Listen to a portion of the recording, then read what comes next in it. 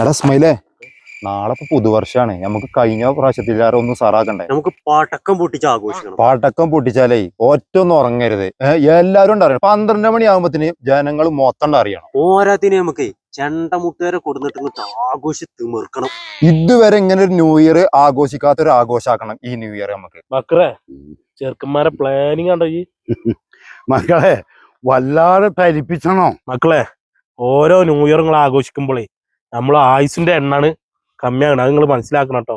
പൊന്നു മക്കളെ, ഈ വർഷം നമ്മളെ തൊട്ടടുത്തുള്ള മുണ്ടക്കൈ എന്തൊക്കെ ദുരന്തങ്ങൾ നമ്മളെ തേടിയെത്തി.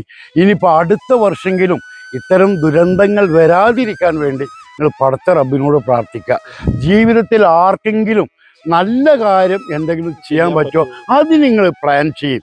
ഇതാണ് ഞങ്ങളുടെ അഭിപ്രായം. അത് ഞങ്ങൾ പറഞ്ഞു. ഇനി നിങ്ങൾക്ക് നിങ്ങളെ ഇഷ്ടം പോലെ ചെയ്യാം. എന്തേ പോയാ?